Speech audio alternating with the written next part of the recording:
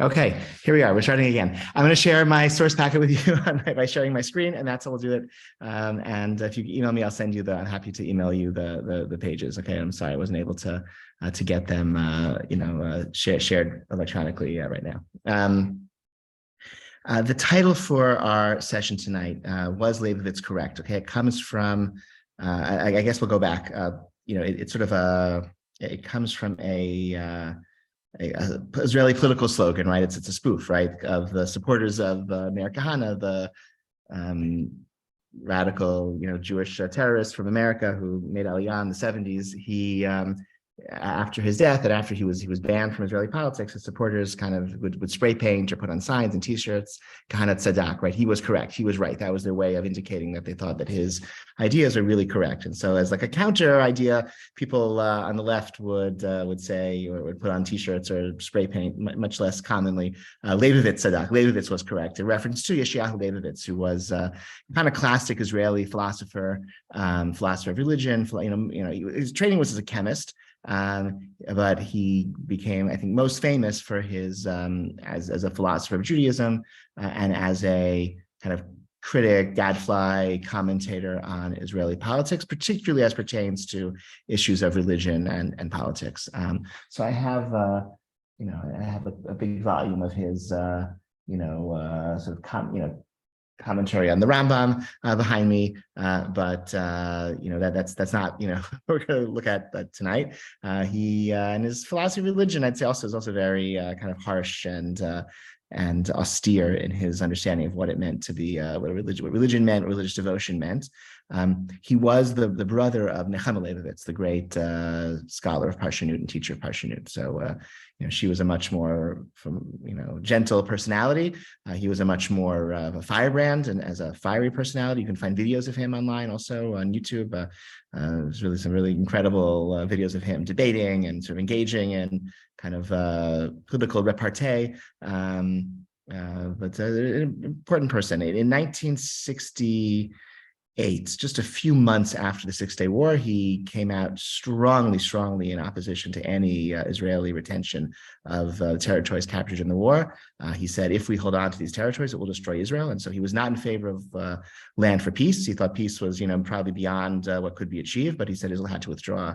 Not 1 inch could Israel retain, because it would destroy Israel from within, because you would need to have a secret police, and you would need to have an army of occupation. You need to have a network of thousands and thousands, tens of thousands of informants, and who you're blackmailing to get. It's all the things that have happened, right? And he predicted in the months after the war, and that was also it was prophetically prescient in that as well. But that's also not really what I want to look at. I want to look really about his conception of religion as it pertains to issues of nationalism and patriotism. And I think I was very much taken by his writings as a teenager in many areas, and this area as well. And only very recently I've come to question that and see things in a somewhat different way. So I want to that's sort of our framing, trying to understand what he himself thought and taught and wrote, and then I'm going to sort of see a counter argument as well. And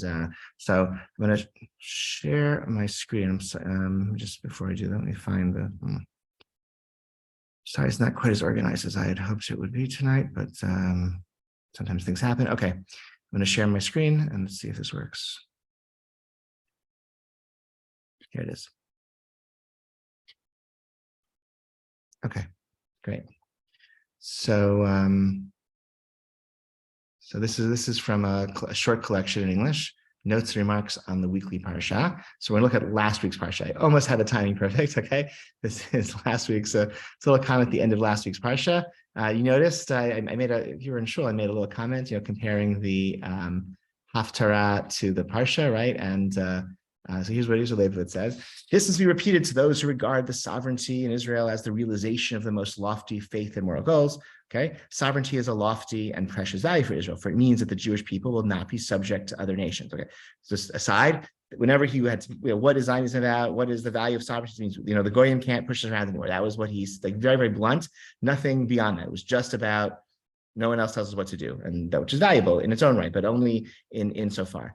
He goes on by elevating the power contained within statehood to a supreme value, okay, is a very major source of harm. Proof of this can be seen in the comparison between Jacob, who had no governmental power and no force, but at the end of his life foretold the end of days, and King David, who had the backing of governmental power and force, but who at the end of his days was revealed as a man whose political interests shunted aside all his great goals. This is a great lesson for all generations, including ours. Okay, just recall again again, think back to our parsha. Okay, Yaakov is dying, and he tells his children, right, these poetic, powerful, prophetic messages about their destiny and about their essential nature, and and words that we recite, to this day, Hamalach Hagoloti and Lo Yasor Shevet Mihuda Mechakek B'Gein Raglav, right? It's the inspired Chagall's windows. Okay, right? Beautiful, beautiful words of prophetic, like sharing of a destiny with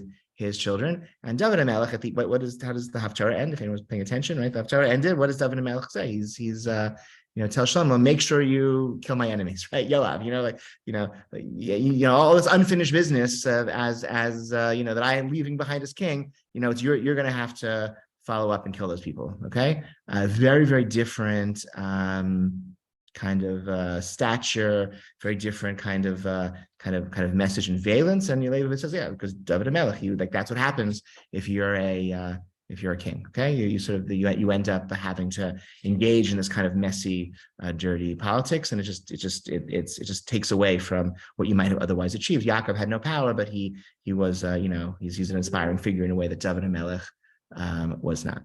Okay. So that's the first. That's thought I would show that because it's almost related to our parsha. Okay, the memory is still fresh. Let's go back to we'll go back to our packet. Okay. Next, I'm going to skip this. We'll come back to this later. This is going to be I'm going to skip that, and let's look at. Okay, this book, Judaism, Human Values, and the Jewish State. This is a collection of essays by Leibovitz that was translated into English, published, I don't know, maybe 30 years ago, 40 years, I don't know, published in the 90s, I believe. Just sort of collects like sort of key, you could get a sense of Leibovitz as a philosopher, right? Has a section of essays on Jewish topics, like pure Jewish topics, Rambam, mitzvah, etc., belief in one God and all that. And then also has chapters on issues of politics and issues of political philosophy. So it's a one-volume book, incredibly influential in my life, and strongly recommend working through it. So this is from an essay called After Kibbutz. Kibbutz was in the, I forget the year, I want to say it was 56, it could have been later, I don't remember. This was a reprisal raid that Ariel Sharon's unit in the army led across the Jordanian border into into the West Bank village called Kibbutz, and in reprisal for a cross-border attack in which Jewish civilians were killed, and several dozen Palestinian civilians in this village Kibbutz were murdered by this IDF unit in the course of that revenge operation. And so it caused a big kind of political storm in Israel. There's a lot of recrimination and a lot of discussion, and how could this be, and how could we do this, and what does it mean, et cetera, et cetera, et cetera. And he has an essay which he sort of goes through and says, he's sort of like, enough of the hand wringing, enough of the pearl clutching. Like we have responsibilities to protect our citizens, and you can't apologize for that. Okay, although there are good reasons and ethical justifications for the Shechem Kibbutz action, right? He's comparing it to the massacre of Shechem by Shimon and Levi. There's also an ethical posture which is not itself a matter of rationalization, and which calls for the curse. Okay, so in other words, it can be justified, through sort of thinking of based on, it can be justified through realpolitik, but it's still cursed. Okay, and he goes on. Here we go. Okay, so here's the piece which is sort of recorded us. There is, however, he writes, a specifically Jewish aspect to the Kibbutz incident, not as a moral problem, but an authentically religious one. We must ask ourselves, what produced this generation of youth which felt no inhibition or inner compunction in performing the atrocity when given the inner urge and external occasion for retaliation? After all, these young people were not a wild mob, but raised and nurtured on the values of a Zionist education, upon concepts of the dignity of man and human society. The answer is that the events at Kibbutz were a consequence of applying the religious category of holiness to social, national, and political values and interests, a usage prevalent in the education of young people, as well as the dissemination of public information, okay? So just to kind of say it again, he's saying when people use language of holiness and sanctity and speak about ultimate value, and they apply those concepts to the nation, then that leads to people then sort of overcoming their humanistic values and interests in order to act as they see it as defense of the nation. The concept of holiness, the concept of the absolute, which is beyond all categories of human thought and evaluation, is transferred to the profane. Okay, right? If something is holy, if something is like, then it's like it's connected to God. It sort of transcends any boundaries, any limits that we would place on behavior and action. Like we're anything holy, so there are no limits. And so, what would stop us? What moral restraints would there be? From religious standpoint, only God is holy and only his imperative is absolute. All human values and all obligations, undertakings derived from them are profane and have no absolute validity.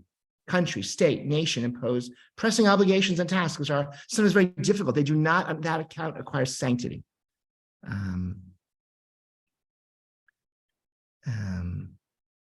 Sorry.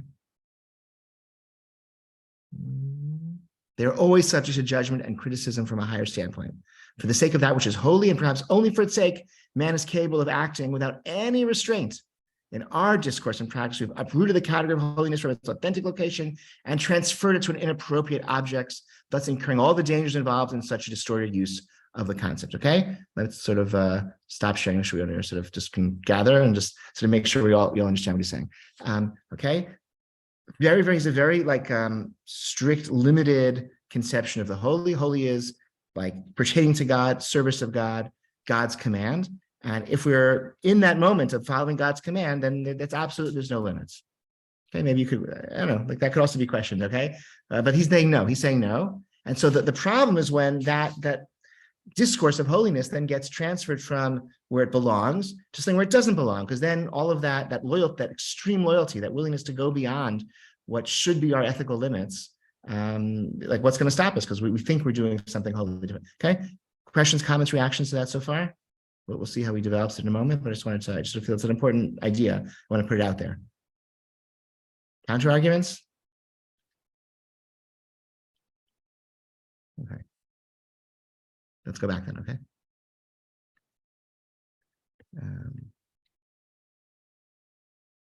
So then he says, the original sin of our education appears already in the Declaration of Independence. Its use of the expression Rock of Israel, Tzur Yisrael, in the concluding sentence reflects a fraudulent agreement between two sectors of the public, which is the credit of neither. The secular nation and state adjusted the sense of this term at its convenience and used it to bribe the religious minority. The latter did not refuse to accept the bribe, even though it recognized the hypocrisy implicit in the use of this sanctified epithet, the Rock of Israel, invoked by King David and by the prophet Isaiah, and incorporated in the benediction following the reading of the Shema, Tzur Yisrael v'golo, Kumav Yisrael, okay, in the morning prayer. It's not an attribute of Israel, but is above Israel and transcends all human values and manifestations, personal and collective. The Rock of Israel of the Declaration of Independence is immanent in Israel itself. It's the human essence and might of Israel. Israel is manifested in history. The use of the term from the Bible and the prayer book is to designate values of our consciousness, feelings, and the forces motivating our national political activity leads people to transfer the connotations of holiness, the absolute normative force associated with this term, to these human values. If the human nation and its welfare and the country and its spirit are holy, and if the sword is the Rock of Israel, then kibbutz is possible and permissible. Okay, that's like a very, okay, like once we, okay, he's right historically, okay, Tzur Yisrael, there's no invocation of God in the Israeli Declaration of Independence. It was written by secular people for a, in service of a overwhelmingly secular national movement. But as a, gesture, okay, as a bribe, as Leibowitz calls it, to the religious minority, they throw in a religious phrase, Tzur Yisrael. It's there in the Siddur, it's there in Tanakh. But Leibowitz is saying they really didn't intend, right? The Ben-Gurion, right, did not intend to be putting his faith in God as he wrote the Declaration. Okay, he meant Tzur Yisrael as a metaphor to refer to, some sort of Jewish collective. Okay, that was, in Fiyu, that's what Zionism was about, right? Putting faith in ourselves, our own ability to redeem ourselves, like Mi Milel Gevrot Yisrael, as the song, right? As the Zionist parody song, right? So it's our strength, like we're the ones who are going to save ourselves. But by using religious, which I think Leibowitz would say, okay, that's fine, right? Like he likes that. Like that's why he moved to Israel. He didn't want the Goyim to rule over us in his language, right? Didn't want to be subjugated. He didn't want Shibud Malchiot anymore. He wanted independence, sovereignty. But that's a human value. That's a human need. The desire not to have other people rule over us, desire to live our own lives and to govern ourselves, that's a human desire. And as like any other human desire, it has to navigate, conflicting values, conflicting concerns, and other pragmatic, issues that emerge. But by saying Tzur Yisrael, that's what's pushing us. This is the destiny of Israel. This is God's, plan for the world, as expressed in Tanakh and in the Siddur, through that phrase Tzur Yisrael. And that is what is behind, our army and our flag and our national efforts to defend ourselves. Then why wouldn't you, massacre the enemies? He's saying, right? Because there are no limits, because you're engaged, you're fighting a holy war. And there's no limits. You're on a mission from God. So there would be no limits. And so of course there are going to be atrocities. So all right, just reactions, again, counter arguments, you can, what would you say? Someone say something, yes. Go ahead. So I wanted to ask, for example, saying Hallel on Yom Ha'atzmaut, he would not agree with that. I would imagine not. I don't know per se, but I would imagine he would think that was giving a, sort of mixing these two fields, right? Like religion is about serving God. The state is about serving human needs. And so you shouldn't mix them. I would imagine he would be opposed to that. Yes. For example, yeah. Why does he think that this is about a conflation of the religious and the national? Like, was Ariel Sharon religious? Was his unit religious? Like, what makes him think that it's religion as opposed to just nationalism on its own terms? Yeah, that's a really good question. That's I was sort of toying with that, right? It's and I guess if you want to see that like last week, I can show Hillel Halkin had a piece in the Jewish Review of Books last week or this week, where it's a gut-wrenching thing to read. Hillel Halkin, like the original American Zionist Oled, moved to Israel, I think in the 60s or 70s, and made a life for himself there, and I think he wrote a book like Why I'm Moved to Israel. Like he's like famous as like the Americans, and he wrote this piece saying like the dream has failed, and he says what happened. What he says though is that religion corrupted this movement. So we also, which is different from Leibowitz. He's saying, it's not nationalism. It's not our national, he's sort of blaming Judaism for ultranationalism, which is sort of, I think, an interesting move that he made in that piece. Leibowitz is saying religion is what ascribes to it ascribes to nationalism like kind of the power to override whatever moral constraints that should govern any human project. So you could counter and say, well, very, very secular forms of nationalism, also can endorse, atrocities, right? You don't need religion to endow your movement with the potential to commit atrocities. Plenty of secular, the French Reign of Terror, was pretty secular. The communists, whatever, the atrocities were very secular, right? So there are all sorts of ways in which human endeavors can be kind of overcome by a kind of zeal, that enables atrocities and can motivate atrocity. It doesn't have to be religious. I guess he's saying in this case it's religious. I think maybe that's what he would say. So it's I'll circle back. I'll look at your comments in a moment. Let's finish. I think he's like he writes elsewhere, right? If you think that, well, so to ascribe to the collective, to ascribe to the state ultimate value, I think that's a fascist move, he would say. So that would be like a secular form of this. And he's saying, yes, this is not a secular. So it comes from, right? Al Sharon was not religious, but Al Sharon, grew up venerating the Declaration of Independence, which has this phrase, Tzur Yisrael. Maybe that's something like that. Yeah. Okay. As you exile as we in our rest, and there's why we don't strain the machine. Yes, at this point in time, you're in their hearts and minds. Whatever, yeah.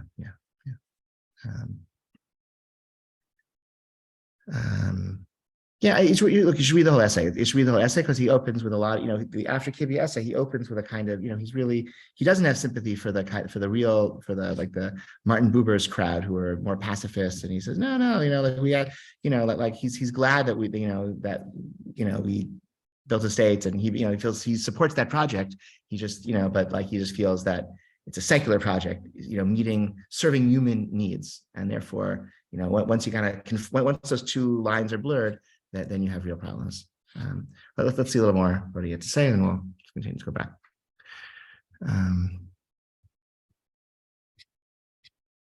Okay, there's another essay of his, again, sort of clarifies this. Okay, so the religious state of Israel. And look how he opens, okay, 1975, okay? I wish to introduce myself at the outset as one who hasn't been at all disappointed by the state of Israel. For me, the state of Israel has fulfilled all the hopes I had for it ever since my early youth. Of course, it's very difficult for a 70-year-old man vividly to envision himself as he was in his youth, but it seems to me that ever since I reached maturity, became a Zionist, Zionism meant for me the endeavor to liberate Jews from being ruled by the Goyim, okay? That is what we said in Hebrew. The state of Israel completely satisfies the demand for freedom from domination by others.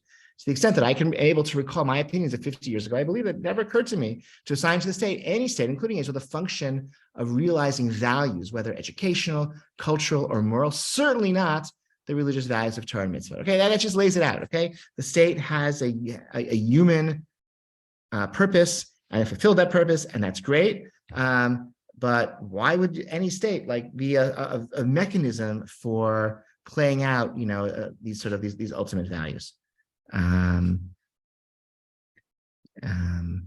This is another.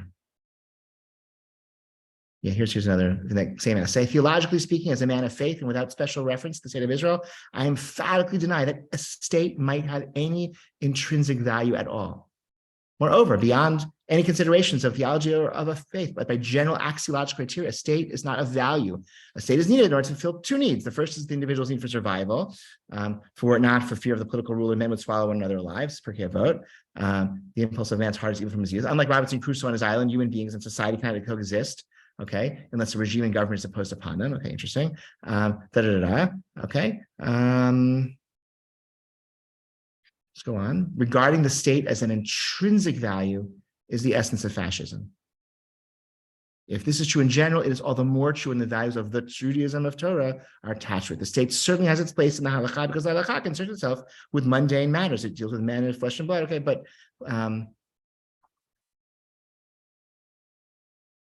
we saw how the exploits of the greatest victor and conqueror are buried in two verses in 2 Kings. Those who are not well versed in the Hebrew Bible are not aware of them, even if they are religiously committed Jews. In other words, that's a part I skipped. He says, who are the politically successful kings of Israel, kings of Judah? Not anyone who the Tanakh thinks are really not the people who are our heroes. So whatever, Menashe, some of these evil kings, or even less, some of these like barely mentioned kings in Melech and Vet, were very effective rulers. They expanded the borders of their country. They had prosperous kingdoms, and Tanakh doesn't pay attention to them because they didn't actually do anything that was Jewishly important. Right? Jews led a nice life under their reign, but they weren't doing anything for Judaism, and so Tanakh doesn't really care so much about them. Right, because again, we're concerned about ultimate value, we're concerned about the instantiating the Torah in the world, and that's not what a state does. It's like a confusion of category confusion. Okay, George, you want to say something? So what would he say about Joshua?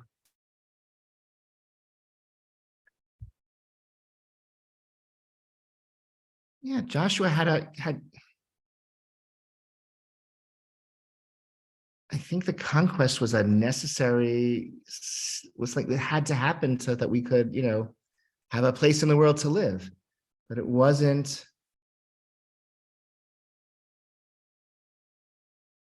And the other difference that Joshua was conquering for the sake of serving God.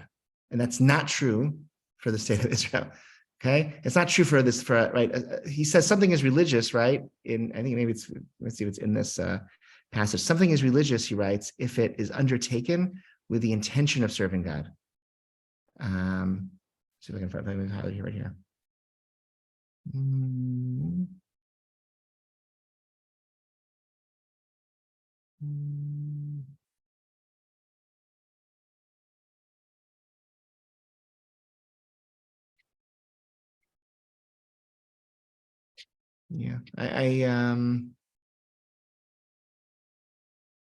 Yeah, religious. It's not here. It's not in the passage I gave you. Something of religious value is something undertaken for religious purposes. So if you do something for the sake of serving God, that's a religious action. If you do something for serving yourself, it's not. Okay, you can't confuse them. And it's very, he's in the that's he would agree with that. Also in the religious context, which is very hard to live that way, right? I mean, I would, he would say if you, if you observe Shabbat because you find it enhances your family life and you are more tranquil and have time to read, and right, so that's not serving God, that's serving yourself, right? If you go to shul because it's fun and you see your friends and and davening makes you feel, again, like gives you a sense of inner peace, like, so you're serving yourself, you're not serving God. Okay, like a religious act is an act undertaken for the intention of serving God, not for the intention of serving your own need. And and so that's true. He would say if it's like your own psychological needs or your for happiness and for tranquility or whatever, and it's also true for your national needs. If you're doing something for your national needs, it's by definition not religious. Okay, it's very austere in a way that I think is hard to live by that way. But that's how he. But certainly in this when it comes to nationalism, I think he just felt this, the risk is just so great of conflating these terms, of mixing these categories, of ascribing holiness to this human endeavor, this bloody human endeavor. He was very, very concerned by that. I guess this last page here. So here we go. Here it's right here. Okay, so this is from that essay from. I think where he's where he says, just you have to, right after very, very soon after the 6 Day War, when he said we have to get out. And again, he is not saying it's whatever. This is sort of interesting. Out of our concern for the Jewish people and its state, we have no choice but to withdraw from the territories and their population of 1.5 million Arabs. This action was done without any connection with the problem of peace. Okay, it's not about peace. It's just about we have to get out. Withdrawal, not returning, because we have no right to decide to whom to return, to King Jordan, to PLO, who cares, Egyptians, I don't know, not our concern, not our job. We just have to get out right away. Okay. As for the religious arguments for the annexation of the territories, these are only an expression subconsciously or perhaps even overtly hypocritical of the transformation of the Jewish religion into a camouflage for Israeli nationalism. Counterfeit religion identifies national interests with the service of God and imputes to the state, which is only an instrument serving human needs, supreme value from religious standpoint. The halachic reasons for remaining in control of the territories are ridiculous, since the state of Israel does not acknowledge the authority of the Torah, and the majority of its Jewish inhabitants reject the imperative demands of its mitzvot. The conquest of the land by the army of the state of Israel is a great and impressive national achievement for every nationally conscious Jew, whether religious or secular. However, the conquest itself has no religious significance. Not every return to Zion is a religiously significant achievement. One sort of return, which may be described in the words of the prophet, when you entered, you defiled my land and made my heritage an abomination. The mere fact of the restoration of Israeli rule, the Temple Mount, has no religious significance. Jewish sovereignty of the territories of the land of Israel is a pure political fact. It's not the tradition of Israel, which the advocates of the undivided land of Israel constantly evoke. This is not the true meaning of the historic tie of the nation to the land. Okay. Okay. What's holiness? Holiness comes from mitzvot. Okay, and not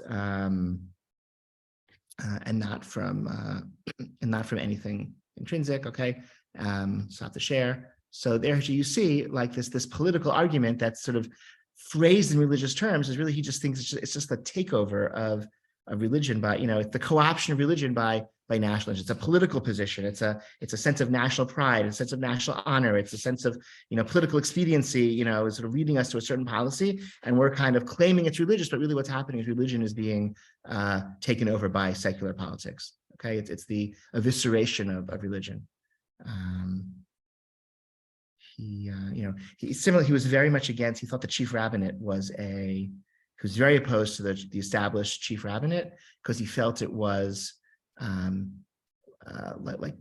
it limited the power of religion, right? It was saying, we'll have an official rabbi, we'll give him state power, and in that way we'll keep him from only talking about, right? We will limit him to talking about these 3 topics and nothing else. So he'll be in charge, right, of kashrut in the army, and he'll be in charge of conversion and burial, and we'll give him a lot of power in those those rings, and then he'll say absolutely nothing about anything else. And so he felt that the institutionalization of the chief rabbinate sort of meant that Judaism was really weak and limited in its impact in Israeli life. Sort of similar, right? Sort of the melding of like power and religion, or national interest and religion. He felt this was religion co-opting, its independence and its voice, and giving to like these nationalist urges this religious veneer, this religious which could empower it to commit atrocities and etc. Okay. All right, questions, comments on this before we go on? Yeah. When you spoke about the state not having any value, does he mean it doesn't have any religious value? And also, does he believe that there are values that are not religious values? Yeah, I mean, I think he said at the beginning, but that's the first paragraph. It's the state of Israel. He said it's about, for him, well, we're not ruled by the goyim anymore. There's the shibud malchut has been removed. That's a value. But even intrinsic value. What? Community might be a value, an intrinsic value. That isn't intrinsic, right? I think he felt that. I guess for him there was a real category divide between things undertaken to fulfill the commands of God, or things done for the sake of like serving God, and things undertaken for any other human need, whether that's friendship or community or safety or security, right? There are all sorts of human needs, psychological tranquility, but all sorts of human needs. But like that's just all of them together on one side, and then things undertaken for the service of God or in response to the commanding voice of God are like. Those are things of ultimate value. That's the realm of sanctity. Okay, everything else is just human beings and our mixed basket of needs, sort of working through the world and trying to meet them as best we can. And nation states can be a vehicle for that, and so can psychotherapy, and so can other things as well. Okay. So this was, again, as I said, this was very influential on me for many, many years. I think, though, and recently, although I've begun to question that a little bit or to rethink some of this, and because I think it's just as in the religious sphere, I think this dichotomy is overly, maybe a false dichotomy or overly harsh dichotomy or something like, right?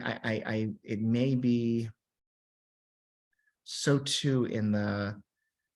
Right, just think about your connection to mitzvot, right? I mean, are your motives always so austere? Are they so pure? Can you identify them and distill them, right? If you enjoy mitzvot, do you feel like that you're cheating, right?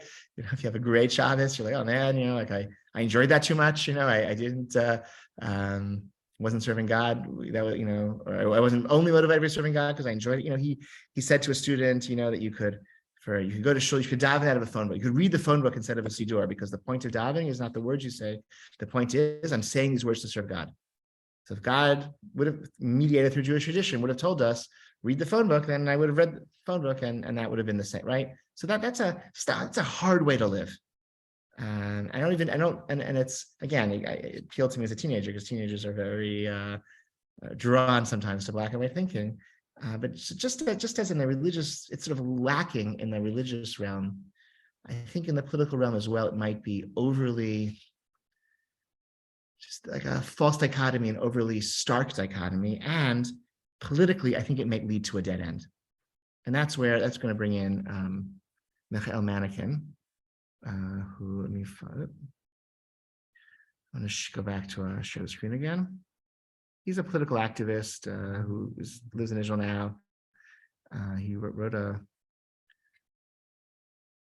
you can sort of see him. He's interviewed on the radio a few times. He's, let's see where I have it. I think he's the second source in here. Here we go. So here's his book, Atchalta, okay? Musar Masoret Be'edan Shel Koach Yehudi. Okay, so ethics and tradition in the age of Jewish power. Short book. If you read Hebrew, I recommend it. If you don't read Hebrew, he was interviewed in English talking about his book. If you write to me, I'll share the link to for this Jewish book podcast. And I think he was also interviewed in English by Yehuda Kurtzer for his podcast. So you have two good hour-long English interviews with him, if you're interested in learning more about him. Otherwise, learn Hebrew. Okay, so here we go.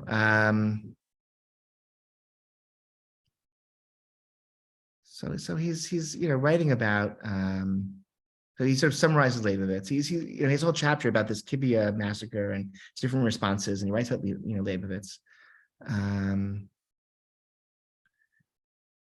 So here's Tfisazo Kasheli. This position of Leibovitz, okay, is hard for me. Hafrada charda Leibovitz doresh bein tnaim historiyim bein textim hadatiyim shenichtavu b'tochan miulam lo hitkayma v'lo yichol kayem. This dark dichotomy between historical circumstances and these Jewish texts that emerge in them are like you can't separate them. Nachon Yehudim katvu b'tzneim politiyim mishneim v'yefshar lahavin et textim shekatvu b'nifrad מההקשרים הפוליטיים שבהם נכתבו. אך אין זה אומר שלטקסטים אלו אין כל משמעות בשבילנו, ואין זה אומר שהיהדות אדישה לערכים מוסריים. Okay, it's not just because there were texts that came from certain cuts that emerged from certain historical context doesn't mean that we can't then still use them in our historical context to try to find ethical meanings. How is the person supposed to act in his family and in his community?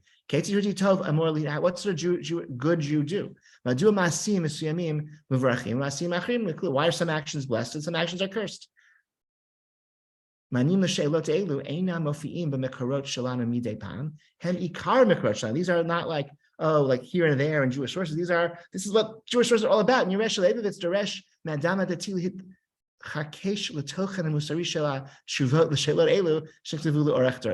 in his real dichotomy between this ethical behavior and there's religious actions that are taken to serve God, and they're separate. There's no such thing as Jewish ethics, right?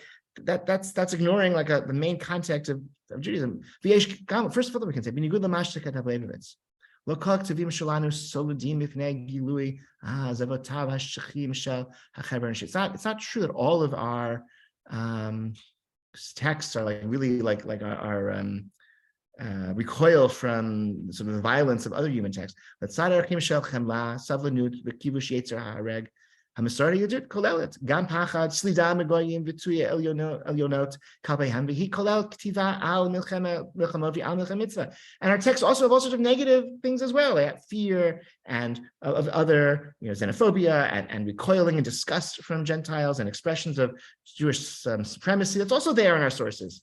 Also warfare and holy war, those are our sources as well. Henamirot, Ha'elu, Ha'elu, Dershot. All of these sources, you have to reconcile, you have to grapple with them, you can't ignore them. The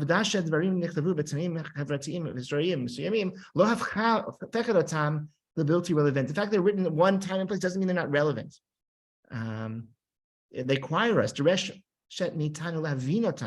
to understand them in their context, and also to choose, to choose which interpretive tools are we going to use, like a free person.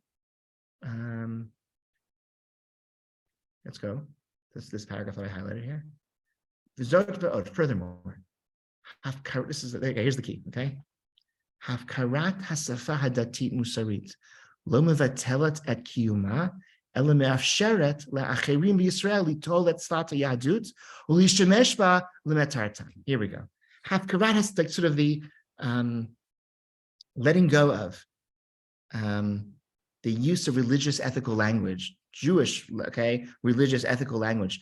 It doesn't negate its existence. What does it do? It just lets other people to use it for their ends.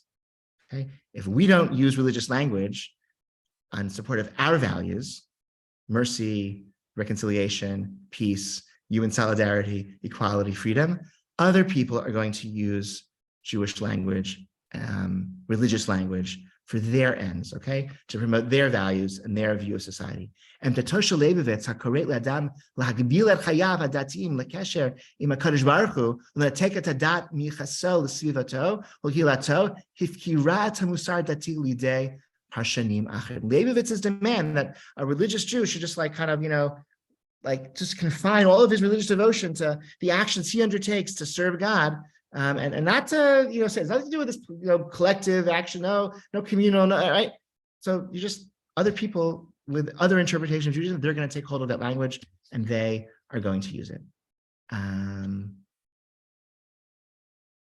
Okay. And so Manikin suggest in this paragraph here, Yeshev should ask me, the fifth, new approach, Kiyumashu Israel. Lo poter tadam yudi The existence of the state individual does not exempt a Jewish individual from his ethical obligations. This new reality of statehood, the state where the Jews are the majority. How could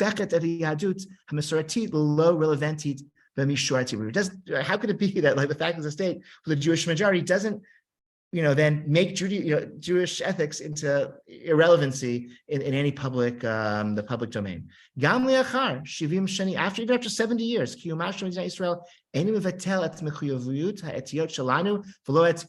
doesn't. After 70 years, the individual has not exempted us from our ethical obligations, nor has it exempted our Judaism. Okay, Israel, the individual is not the realization of redemption, nor is it the negation of redemption. Israel, what is the state of Israel? It's a political action of part of the Jewish people.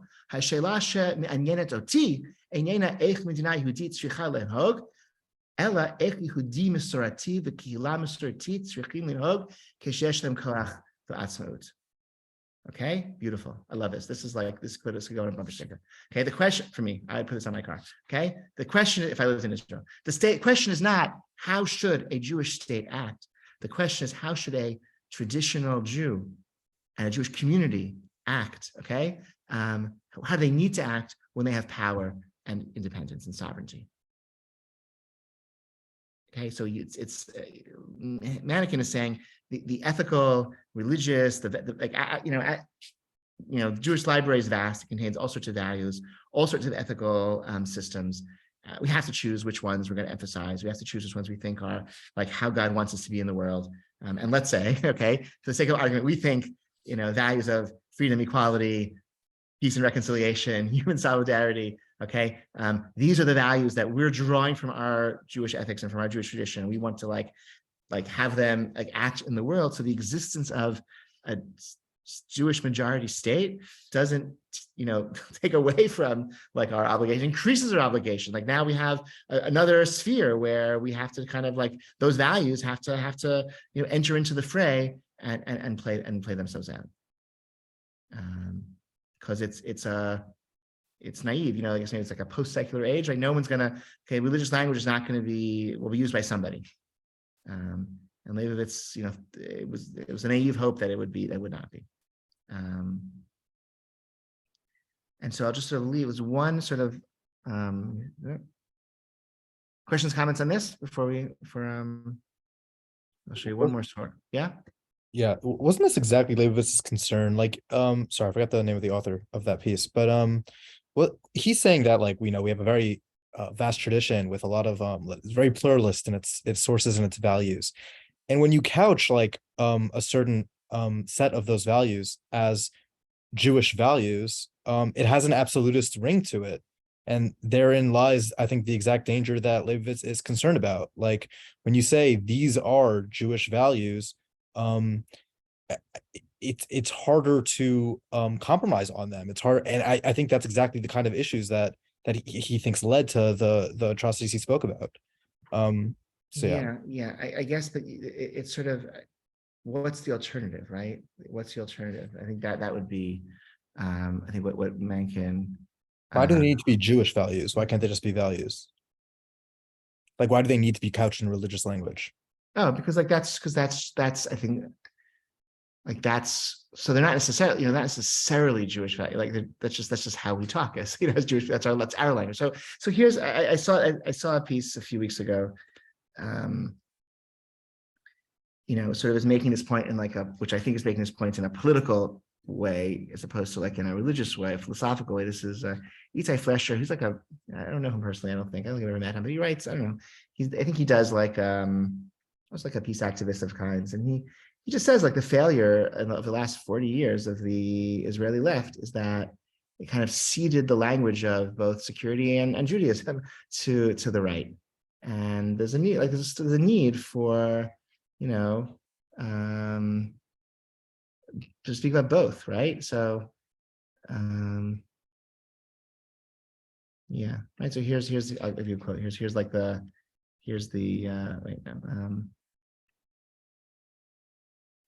here's like the money quote. I'll put it in the chat.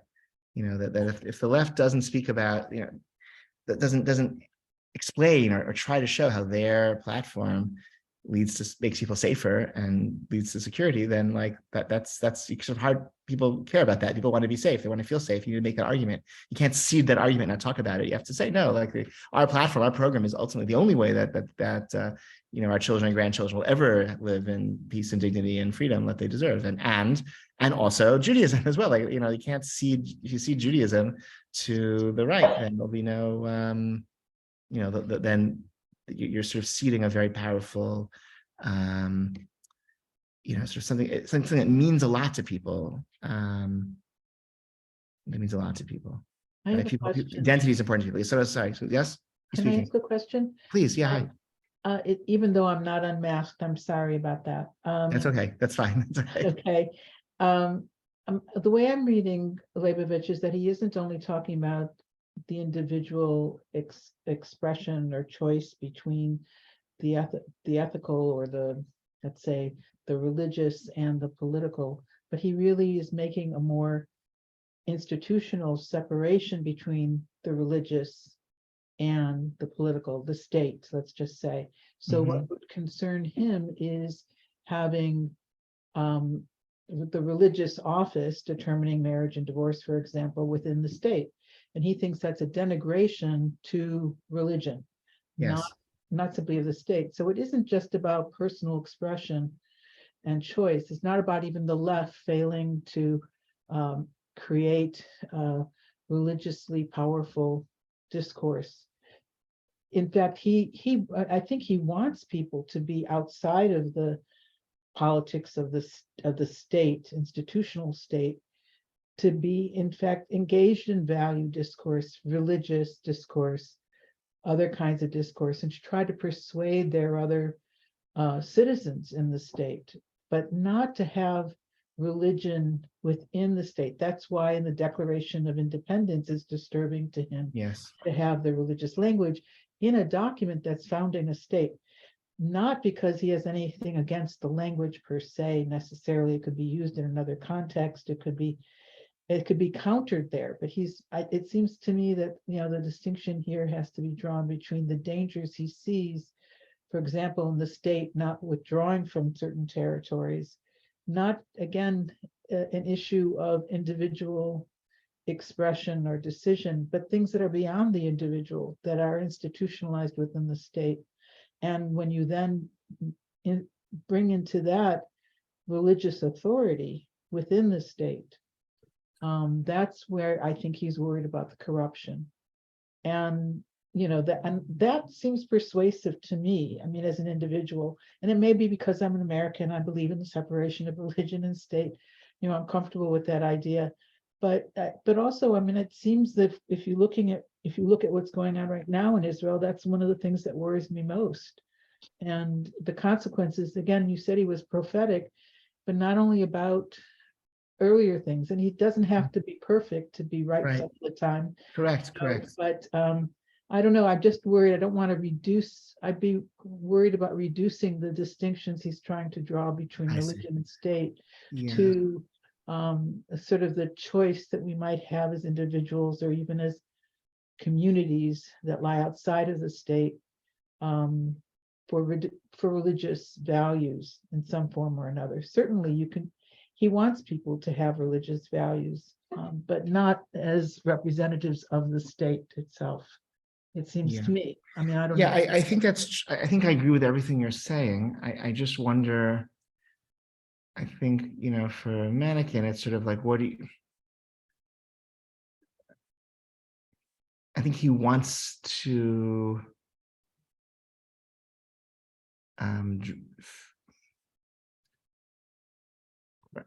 I think a lot of what, I think it's, if you're arguing for a disestablished rabbinut and like, are you doing it for, I think a lot of those opposing the rabbinut, they're doing so in the name of human freedom, in the name of like secularity, in the name of, right? And I think whereas he made that argument before the establishment of the, I mean, his early, I mean, I believe this is my, I think you're right. I'm just saying, it's not, it's the, I think look, just I mean, I guess at different levels we're talking. It's on a political level, on a like capturing hearts and minds. I think there's a need for people who are proposing a different path to like be able to couch their path in the language of Judaism, right, and not in the language of sort of the secular West. I think that just has a. But that's again the individual, or even a group. But that's not really what he's most afraid of. I think, in other words, I think there was a certain time where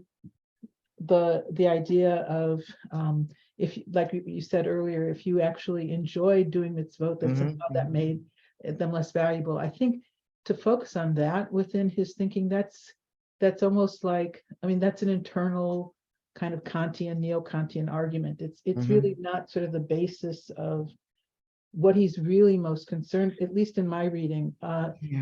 It's really, what is the proper relationship of Jewish law, let's just say, and the state.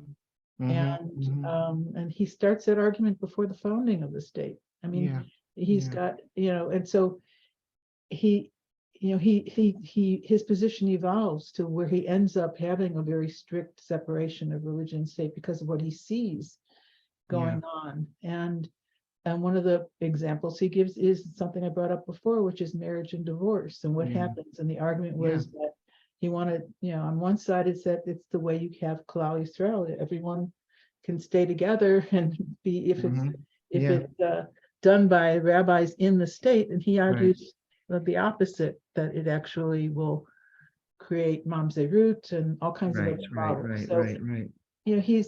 Again, the argument isn't at the level of individual religious expression and how persuasive it should be. At least in my reading of him, he has room for that. He wants people to be inspired by religious lives. He doesn't want to have religion be institutionalized in the state. And when it's institutionalized, that's exactly when the inspiration from religious lives is no longer powerful. It's so I don't want to overplay this, but I think he's saying something a little bit different as well. And I think that's what Manikin is picking up on, because I think Manikin is also picking up on just the, like he's part of this very, very small, but like this, this religious left, there's a conference in a week or two in Jerusalem, like this, people who are, like these religious left-wing activists, again, a very, very small group, demographically not important, but like, again, for their own, I just think they sort of maybe all grew up like Leibovitz as like, their grandparents' generation, and just not finding, it's sort of satisfying their, what they need to kind of articulate, like sort of the battle they're fighting for, for their country. I don't want to like Manikin feels something lacking there, right? Leibovitz sort of a political dead end, or it doesn't give room to, because it seeds the ground for others to like pick up this language, right? Like don't use Jewish language to, don't, sorry, Israel, that's really dangerous, because you're going to endow the state with holiness and lead to atrocities. But I think he would say, Manikin is saying, no, it's just choose better terms, like choose better terms and argue over their application, but you can't take out all the religious language and religious, framing of these contemporary debates, because the other side is not going to see that ground. And this is actually the sea we're all swimming in. And almost reminds me of Gershom Shalom has this, in the 30s, writes about the revival of the Hebrew language. And he says that these, secular people don't realize the danger that they, by using all of these like heavy terms, geula and, bitachon, and all of these like terms with like ancient meanings, and they're applying them to like modern secular concepts. Shalom says God is not going to remain silent, when called upon, when these words appear, like, God's going to wake up. I think Shalom says you can't use these terms and think that they're safe and secular, and because there's potency there in ourselves, right? And it evokes something, or awakens something, and they can't be so easily controlled. But I appreciate what you're saying, and you may, and I appreciate what you're saying. I guess what I would, Susan, I'd love it if you could read through Manikin's chapter and let me know if you think I'm misreading him, or if you think he has a good, valid critique. I don't think it's either or. It's really more of a matter of I just don't, I didn't want the larger picture to be I see. lost. Okay. That he's really, I think, most of the time talking about maintaining an institutional separation between religion and state, and most worried about when those boundaries are crossed. Okay. Rather than folks starting, if you're raised in Israel, the way you receive his Torah, as it were, is still very much how as an individual you're going to be formed. But I think maybe as an American, what I take from him is still very much his broader critique, which I frankly think echoes someone like Mendelssohn, Moses Mendelssohn, on the separation of religion and state. Interesting. That does seem to be an ongoing issue within Israel Fascinating. today. That is more than the question of what kind of language I should use to persuade others. I mean, I think if you still have religion within the state determining who's getting married and who's getting divorced, I know I keep going back to that issue. No, it's an important issue. Central one. Yeah. But I just didn't want that to be lost. So Okay, I'm not appreciate it. saying that the other part isn't valuable or, Okay. essential. Okay. So I Thank have you. my say. That's it. Okay, thank you.